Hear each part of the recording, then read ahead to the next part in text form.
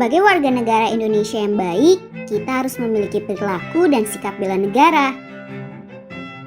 Bela negara merupakan perilaku yang dijiwai dengan kecintaannya pada negara atau bangsanya.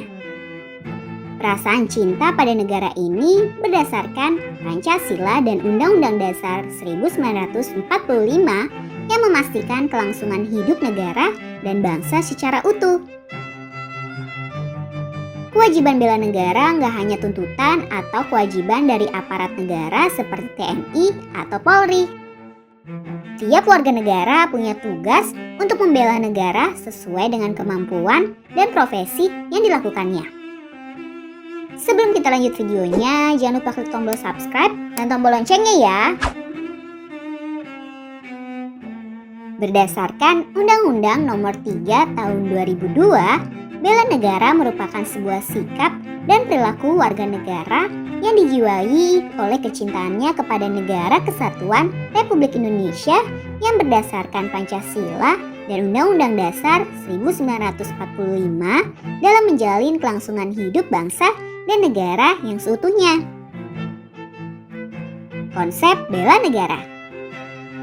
Berdasarkan Sutarman, konsep bela negara terbagi menjadi dua tipe, yaitu tipe fisik dan tipe non-fisik. Tipe fisik berarti konsep ini dijalankan melalui upaya pertahanan dalam menghadapi sebuah serangan fisik atau agresi. Serangan ini bisa terjadi jika ada pihak yang mengancam keberadaan dan kedaulatan sebuah negara. Sedangkan konsep secara non-fisik berarti upaya itu aktif dalam memajukan negara dan bangsa.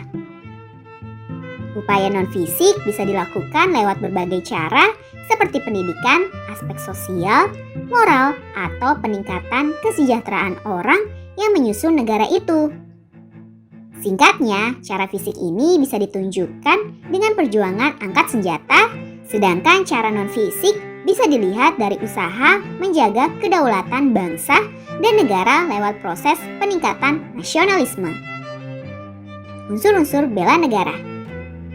Sebelum melakukan proses bela negara, ada beberapa unsur yang harus dipahami untuk menumbuhkan kesadaran bela negara. Di antaranya, memiliki jiwa kecintaan kepada tanah air, rela berkorban demi terciptanya kesejahteraan bangsa dan negara, memiliki keyakinan bahwa Pancasila merupakan ideologi negara, memiliki sebuah kesadaran dalam berbangsa dan bernegara, memiliki keahlian awal untuk bela negara.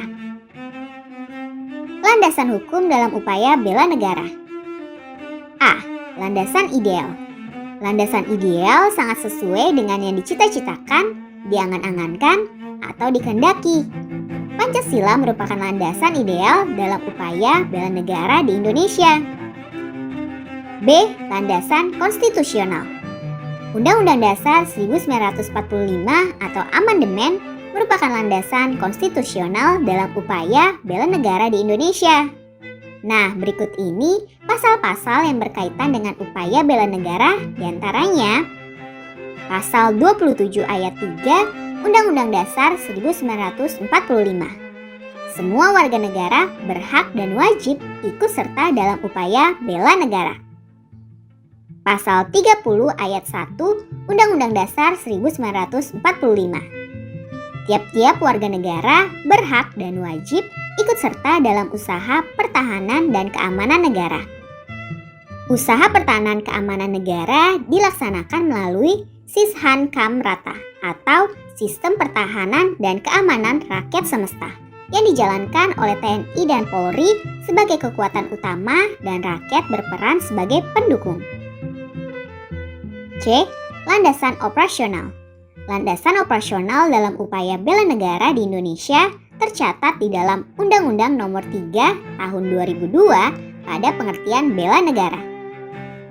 Tujuan bela negara: melakukan hal-hal terbaik untuk bangsa dan negara, mempertahankan kesejahteraan dan kelangsungan hidup bangsa dan negara, melestarikan budaya sebuah bangsa dan negara, menjaga identitas dan integritas bangsa dan negara, menjalankan nilai-nilai yang ada dalam Pancasila dan Undang-Undang Dasar 1945.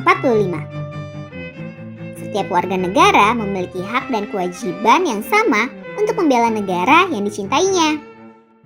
Tak hanya berkutat pada perjuangan fisik, bela negara juga bisa dilakukan dengan upaya non-fisik lewat berbagai aspek seperti pendidikan, aspek, dan moral masyarakat.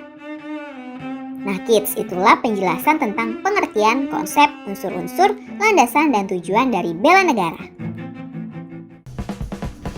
Sampai di sini dulu ya videonya. Jangan lupa like, komen, subscribe, dan share ke teman-teman lainnya ya kids. Bye-bye!